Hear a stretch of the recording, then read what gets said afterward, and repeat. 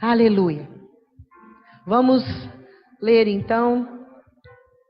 O versículo você vai separando aí. Nós vamos ler 1 Samuel 15, 22. Como eu estava dizendo para você, Salmo 156 fala tudo que respira. Louve ao Senhor. E a adoração envolve todas as coisas, amém? Não só o louvor, também o louvor. Envolve o nosso momento de oferta, envolve muitas coisas. E a adoração, ao meu ver, não o significado que consta na palavra, mas o significado que é para a minha vida, e eu gostaria de compartilhar com você, é mais do que um momento, a adoração. Para mim, a adoração é um estado de comunhão com Deus em todo o tempo. Andando pela rua, no trânsito. Afinal de contas, se nós temos que ser testemunhos do Senhor em tudo, nós temos que estar com Ele em tudo, amém? Fica difícil andar sem o Espírito Santo, principalmente nas circunstâncias que nós estamos vendo por aí. E eu sei que Deus está no controle de todas as coisas. Reconhecer que o Senhor é tudo para nós, é muito mais do que palavra, é muito mais do que sentimento, é muito mais do que atitudes. É um conjunto de tudo isso, junto e misturado. Então, assim, a adoração, ela é... As palavras, às vezes, você já se sentiu num lugar em que você precisa dar uma palavra, alguma situação, e você fala assim, mas eu não encontro palavra para discernir o que eu estou sentindo? É mais ou menos assim. É muito insuficiente as palavras que nós temos no nosso coração, que nós conhecemos na língua portuguesa, que defina o que nós sentimos em adoração ao Senhor. É muito superior. Então, às vezes, a gente fala, falta palavras. Benihim tem um estudo em fita, muito antigo, que ele fala do tabernáculo. E ele fala, e quando eu entrei no Santo dos Santos, lá não cabia palavras. Quando a gente está na presença do Senhor, muitas vezes as palavras vão faltar, porque elas são insuficientes. Amém? Eu queria citar também Isaías 29:13, diz assim: visto que esse povo se aproxima de mim, e com a sua boca e os seus lábios me honra, mas o seu coração está longe de mim.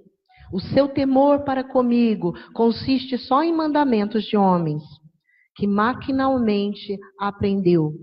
Muitas vezes, a gente tem aquela dinâmica. Deus, eu te adoro. Por isso que eu falo que tem que envolver muito mais do que só palavras.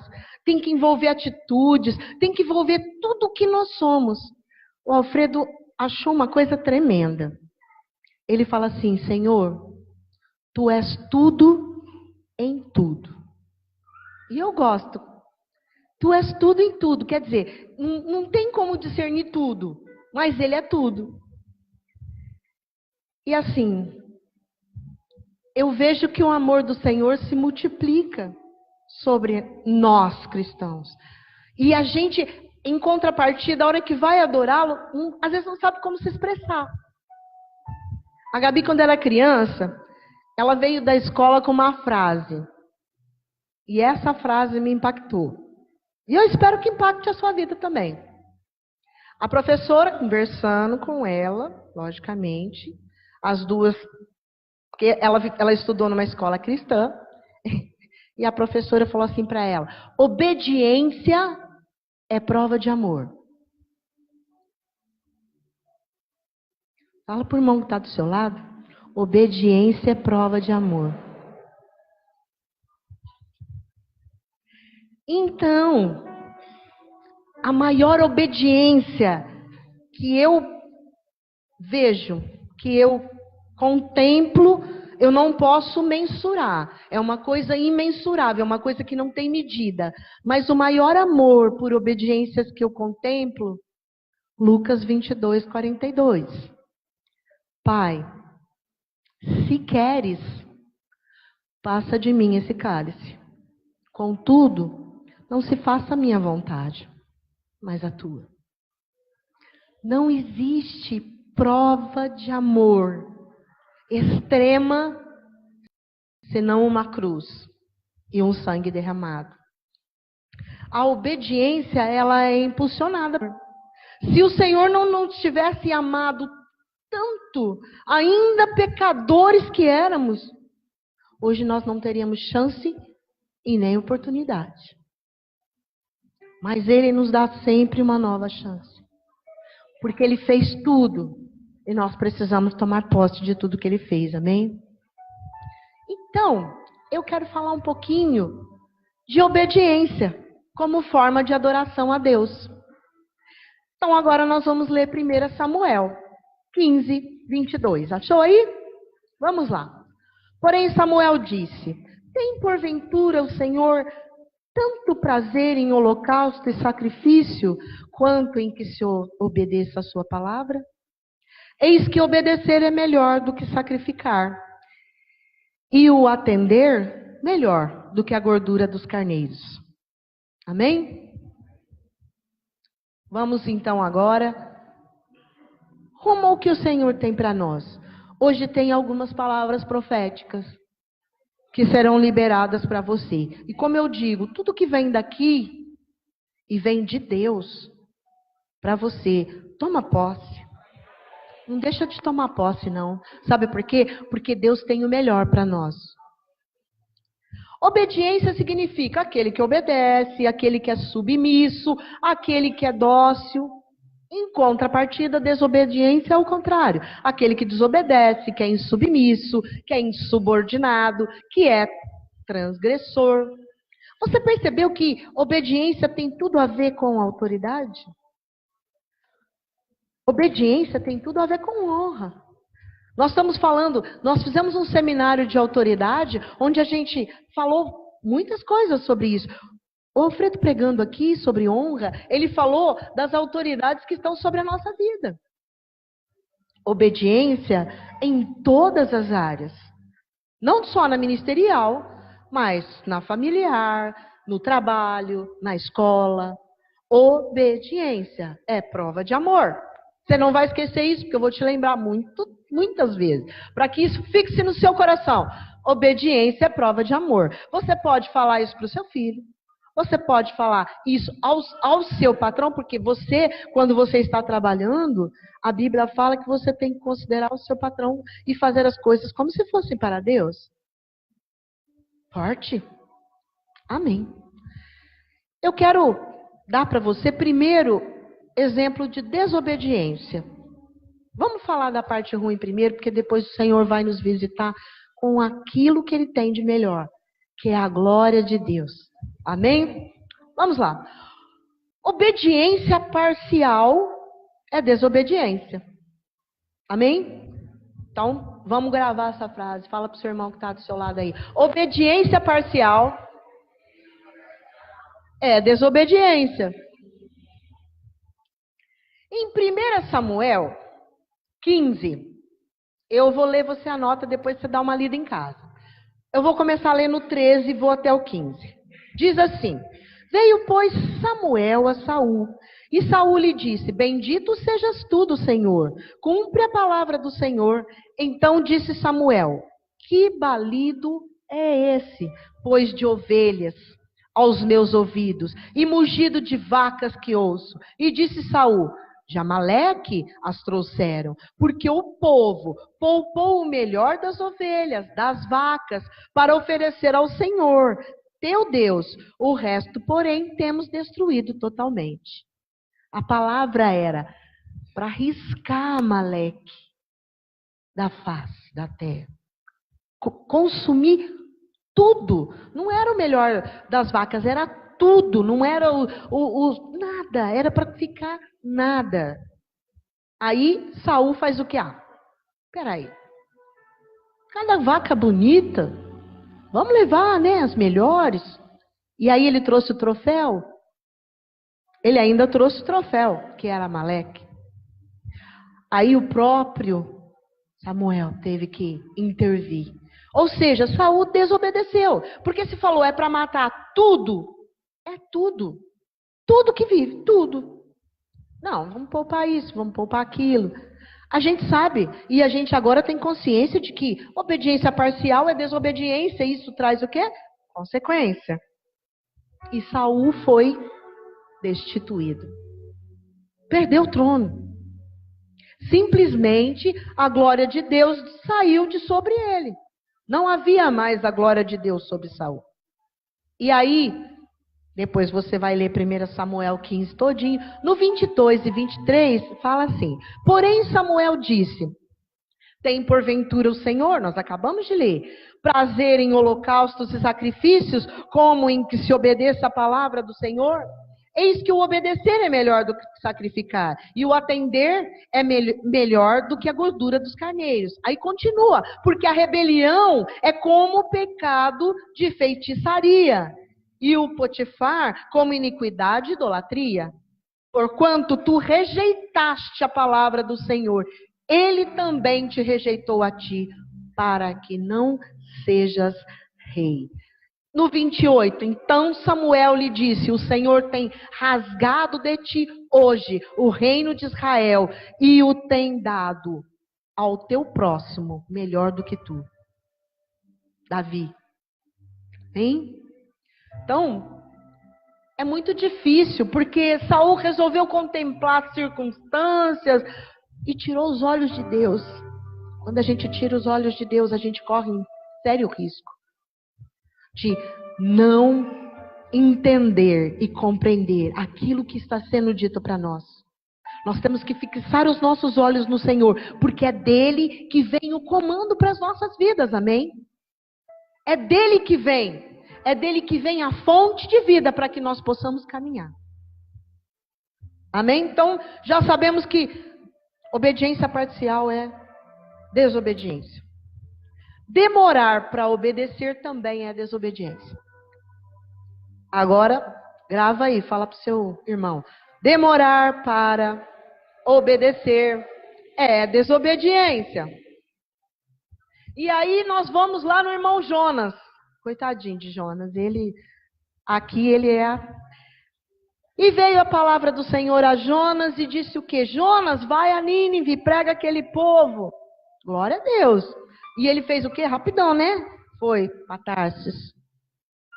Ao invés dele ir para Nínive, ele foi para Tarsis. Aí, o que aconteceu? Mar revolto. E onda sobe, desce, o barco bate, e todo mundo... O que está acontecendo, gente? Joga coisa fora para diminuir o peso. E o peso era Jonas, que dormia. Ele dormia. Aí ele fala, sou eu, jogam ele no mar e o mar acalma. Só que não parou aí não. O Senhor falou para o grande peixe, engole ele.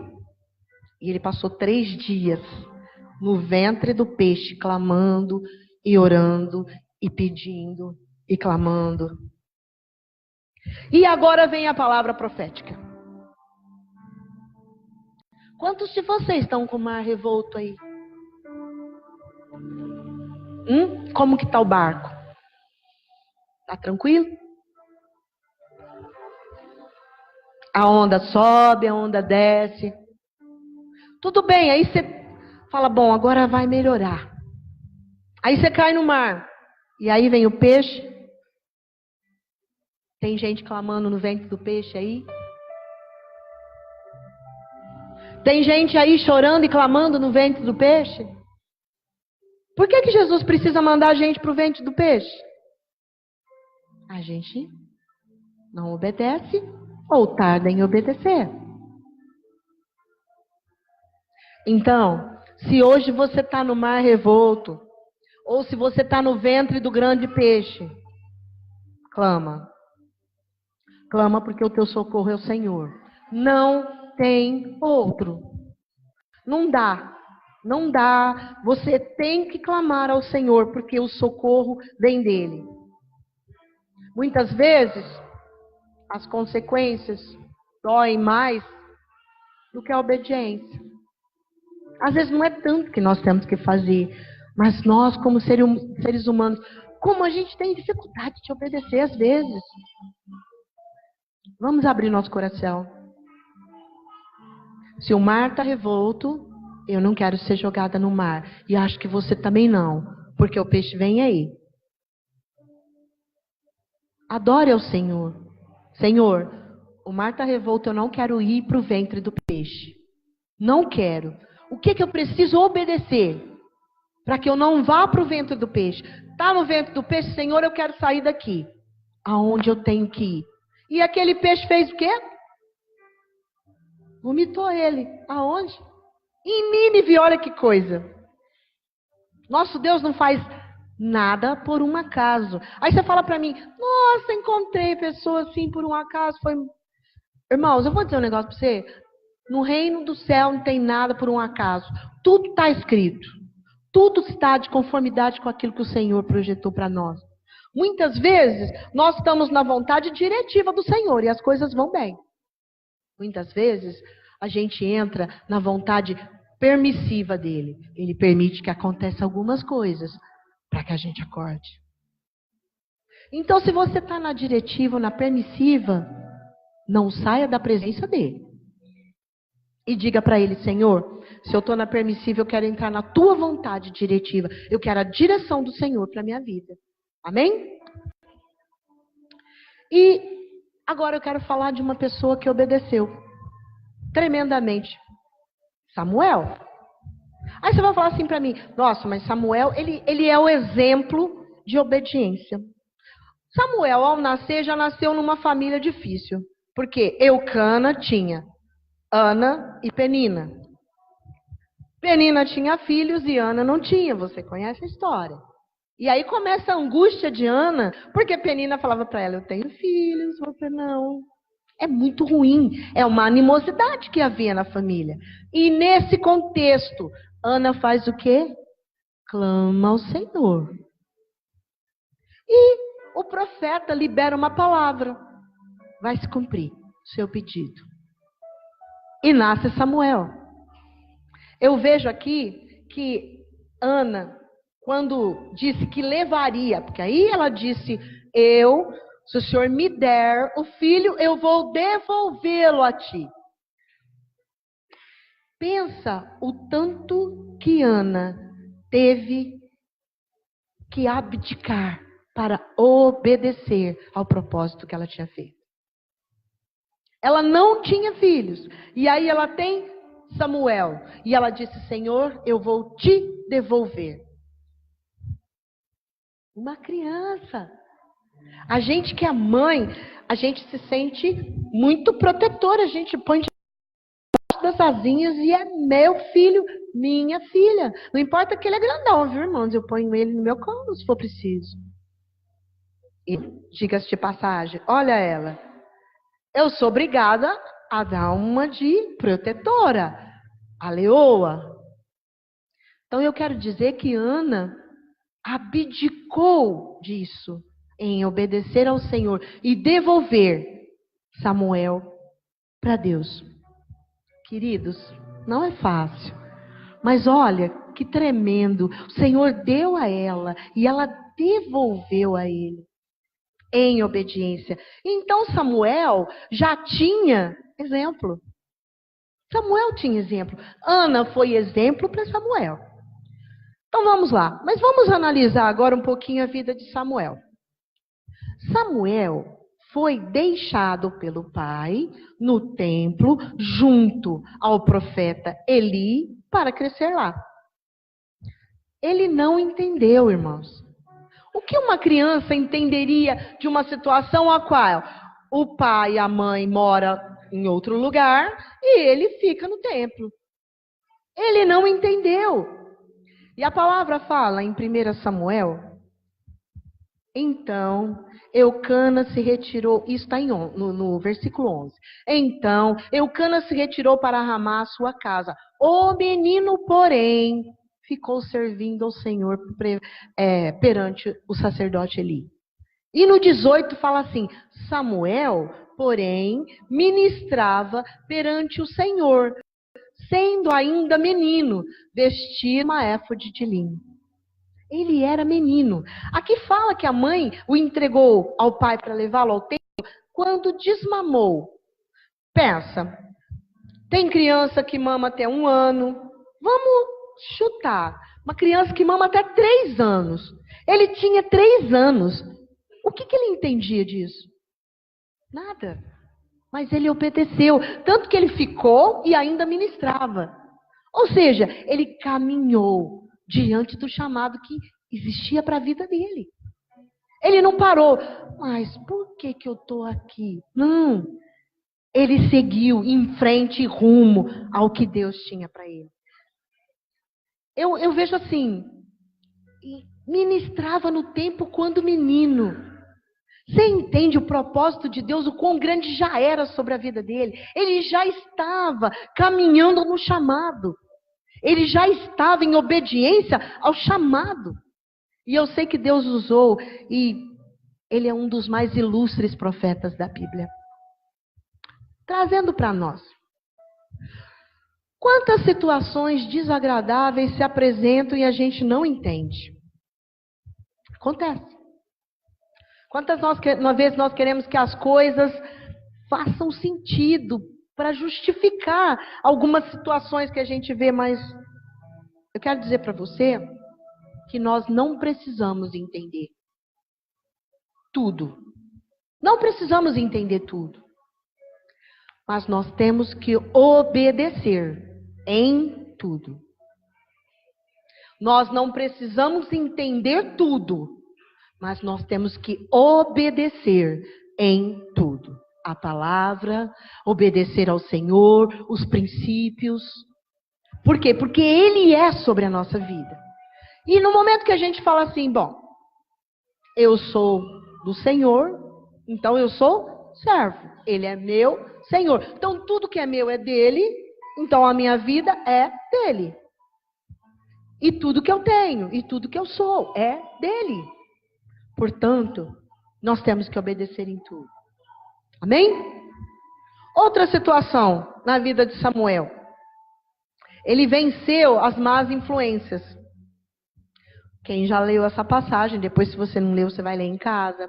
1 Samuel 27-29 diz assim: Veio um homem de Deus a Eli e lhe disse: Assim diz o Senhor, não me revelei na verdade a casa de teu pai, estando eles ainda no Egito, sujeitos à casa de Faraó?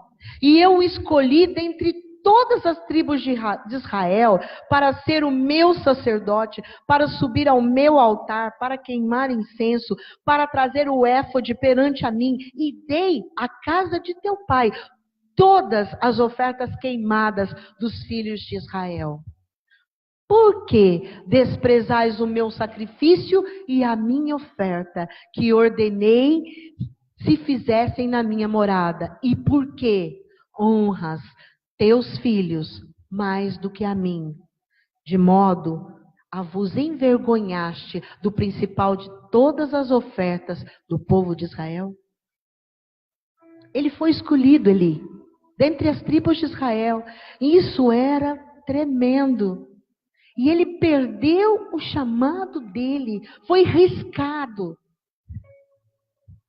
Eli foi riscada a descendência dele. Por quê? Ele honrou os filhos mais do que a Deus.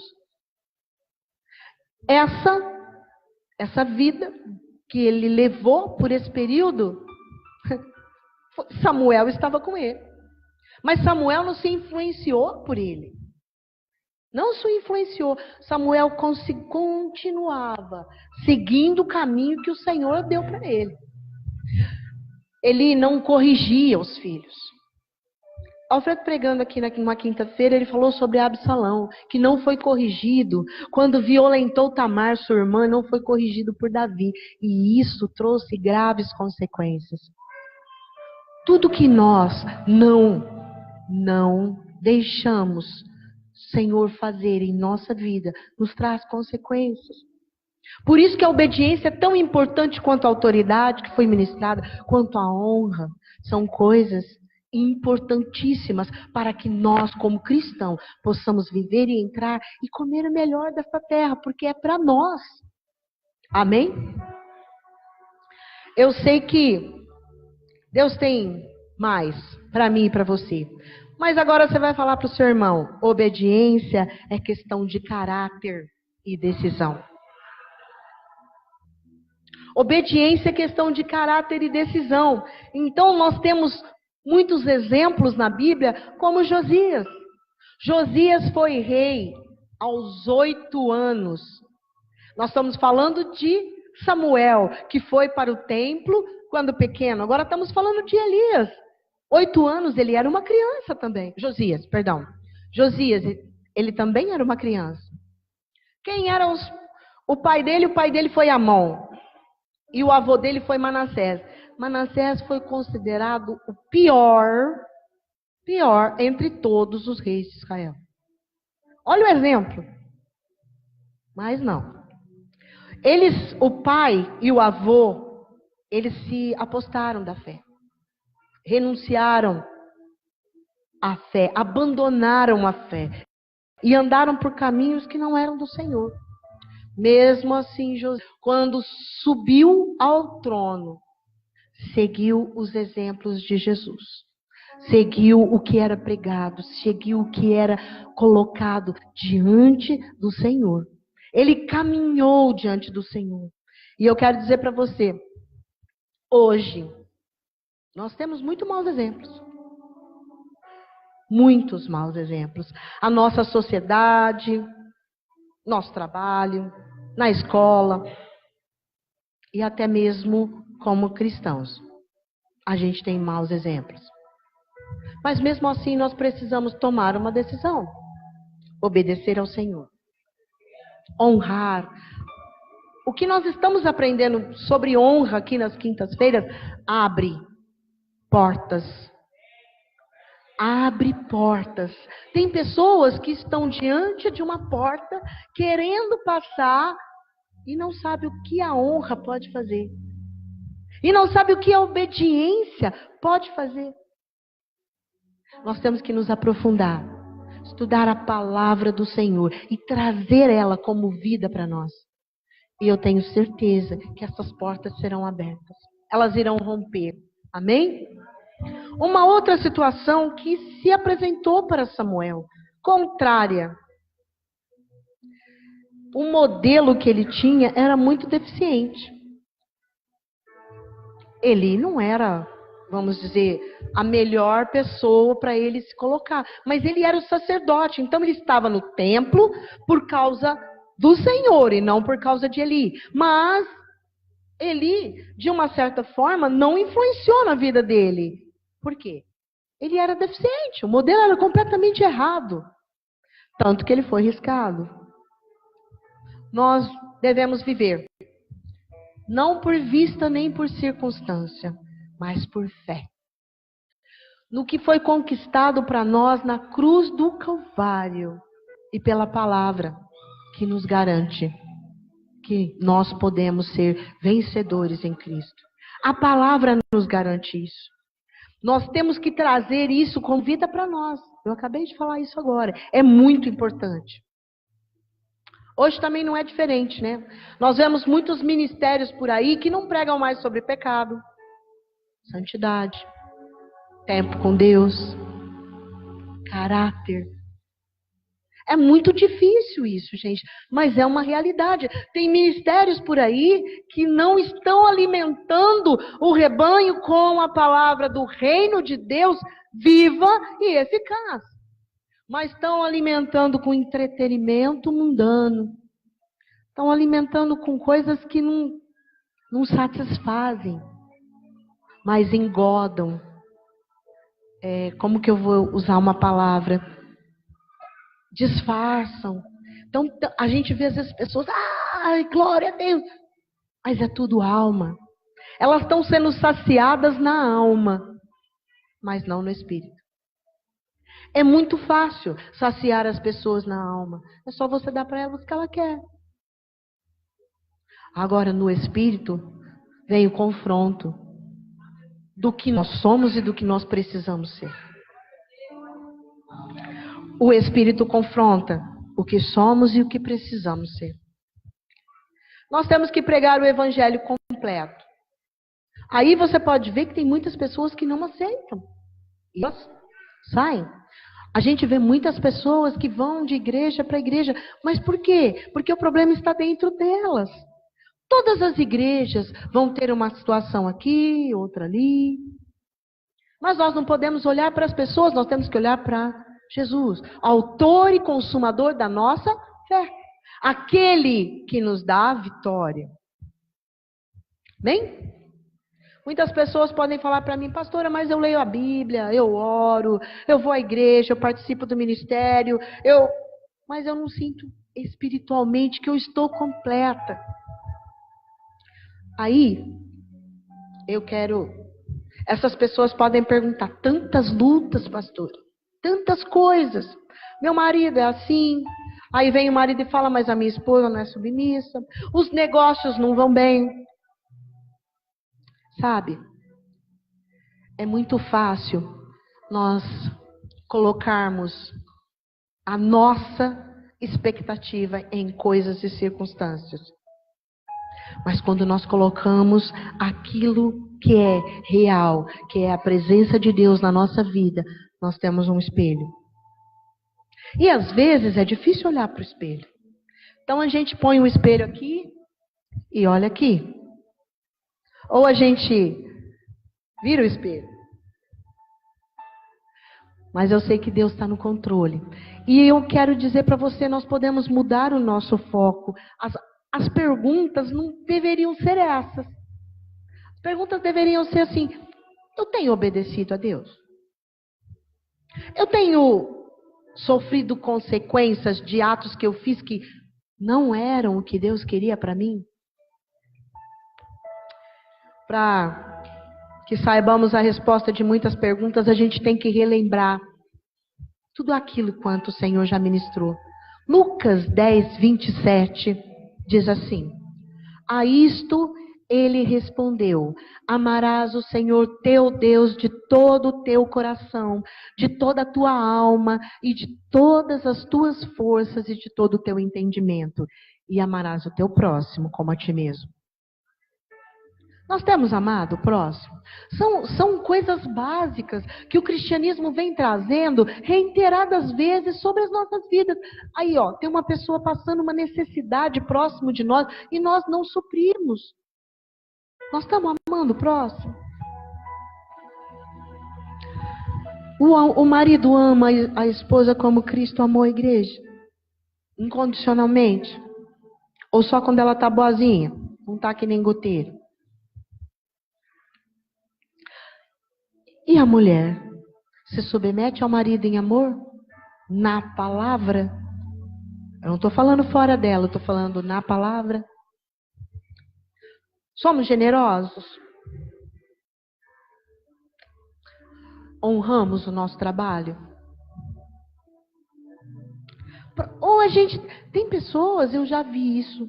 É muito triste isso que eu vou falar para vocês agora. Tem pessoas que elas procuram atalhos nas coisas, muitas vezes até ilegais, para ganhar ingresso em algum lugar, um benefício, uma redução de alguma coisa. Elas fazem de uma forma, uma artimanha para receber um benefício naquilo. Isso não é de Deus. Eu lembro do pastor Hamilton. O pastor Hamilton, certa vez, em relação aos impostos que ele paga rigorosamente, ele estava falando com o Alfredo: Alfredo, eu quero ver na lei, se há algum benefício que eu possa me valer na questão do pagamento dos impostos, que estão pesados. E nós sabemos que os impostos no nosso país são pesados. É um dos maiores que tem no mundo. Então, se valer dos benefícios lícitos é uma coisa, a se valer de artimanhas e artifícios é outra. Então, tudo isso são coisas que nós temos que perguntar para nós. Como que estão as coisas? E os nossos filhos? Como nós estamos cuidando dos nossos filhos? Como promessa cumprida do Senhor na nossa vida, como herança do Senhor para as nossas vidas? Nós precisamos analisar muita coisa. Nós estamos murmurando, nós estamos levantando falta de testemunhos em relação a algum irmão? Nós estamos propagando coisas que não edificam? Porque às vezes a gente recebe uma informação, ela não edifica e a gente vai passando para frente. Isso também é ruim. Isso também não é do Senhor. Se nós caímos em uma só dessas coisas que eu falei, nós caímos em todas. Porque isso já nos afastou de Deus. Então, se uma dessas coisas chegou até nós e nós assimilamos, nós já caímos. Porque nós já nos afastamos do Senhor. Então, a análise de obediência, ela vai muito além. Ela vem mais no trazer a responsabilidade por aquilo que nós estamos fazendo. Com aquilo que nós já recebemos do Senhor. Que resposta nós estamos dando a tanta ministração preciosa que Deus está nos dando? Nós estamos respondendo com atitudes de adoração e obediência? Porque a atitude de adoração, ela vem na obediência também. Olha, mas eu tenho uma notícia muito boa para você e para mim. O Senhor nos ama. Diga para a pessoa que está do seu lado, o Senhor te ama. E na sua infinita e imensa misericórdia, não desiste de nós. E para isso vem o irmão Jonas de novo. Glória a Deus pela vida dele. Nós podemos aprender com o erro dele, amém? E não precisamos mais passar por isso. O irmão Jonas, no capítulo 3, no verso de 1 a 3, eu vou ler para você. E veio a palavra do Senhor, segunda vez, a Jonas, dizendo: levanta-te, e vai à grande cidade de Nínive, e prega contra ela a mensagem que eu te digo. E levantou-se Jonas e foi a Nínive, segundo a palavra do Senhor. Quando eles ouviram a voz do Senhor através de Jonas, eles se arrependeram e se converteram ao Senhor. E esse arrependimento trouxe para eles livramento, porque o Senhor ia dizimar Nínive. Então a gente vê aqui que o irmão Jonas, glória a Deus, foi lá. E no 3:5 ele fala assim: e os homens de Nínive creram em Deus e proclamaram um jejum, vestiram pano de saco desde o maior até o menor.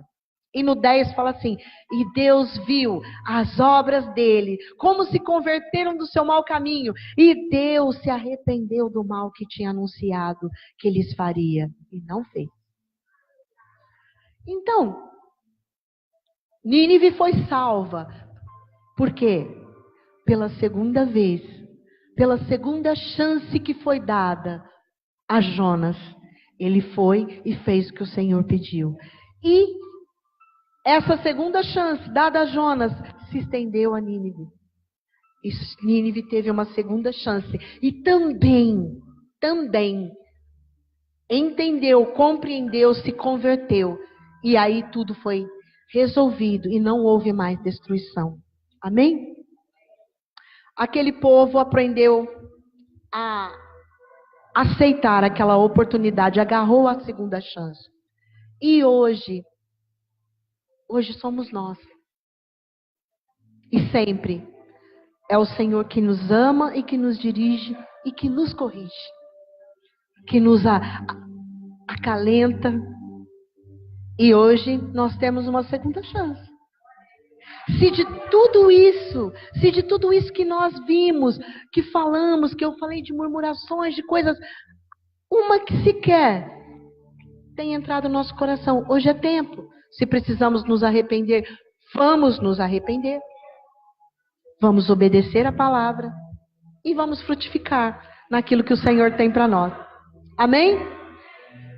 Nós temos que analisar muito bem se nós amamos a Deus ou as suas bênçãos.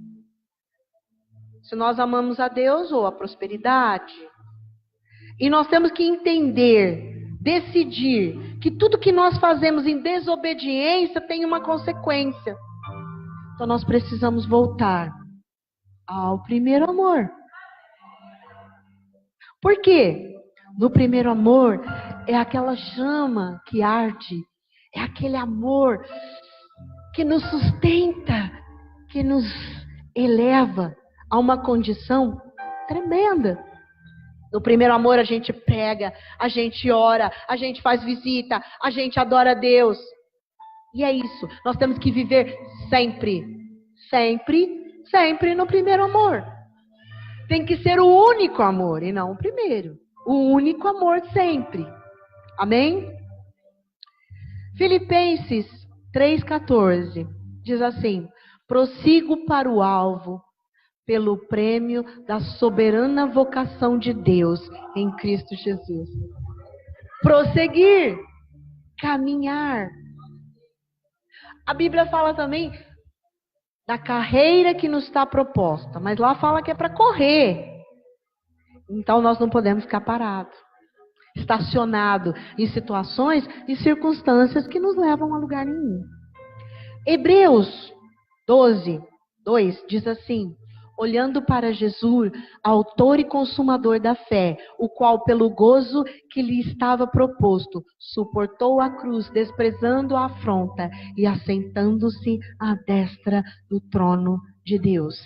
Ele fez tudo e está esperando por mim e por você, sentado à destra do Pai, intercedendo por situações que talvez tenham passado no seu coração a hora que eu estava falando.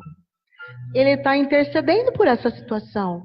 É por isso que podemos nos arrepender, porque Ele foi à cruz, no meu e no seu lugar. É fácil a gente falar, Jesus foi à cruz pela humanidade. Mas pensa, a cruz, Ele na cruz, e você ao pé da cruz. E Ele olhando para você, eu fui por você. Hoje Ele olha para cada um de nós e fala, eu fui à cruz por você. Não é? A humanidade é muito grande, mas eu quero que você entenda que só tivesse você, Ele iria por você. Se só tivesse a mim, Ele iria por mim. Por fim, a obediência tem recompensa. A obediência tem recompensa. Deuteronômio 28 diz assim: se ouvires atentamente a voz do Senhor teu Deus, tendo cuidado de guardar todos os seus mandamentos que hoje te ordeno, o Senhor teu Deus te exaltará sobre todas as nações da terra. E segue. Porque Deuteronômio 28 são as bem-aventuranças. E lá fala, bendito ao entrar, ao sair, no campo, na cidade e até os animais. Tudo que diz respeito a nós, o Senhor já cuidou. Então, hoje, eu e você podemos, para a glória dele, decidir obedecer e seguir diante do Senhor cada vez mais. Amém? Eu quero que você se coloque de pé, eu quero a ajuda do louvor. Então, como nós estávamos dizendo, o amor é tremendo e ele traz para nós, através da obediência, grandes bênçãos. E eu quero agradecer ao Senhor por tudo.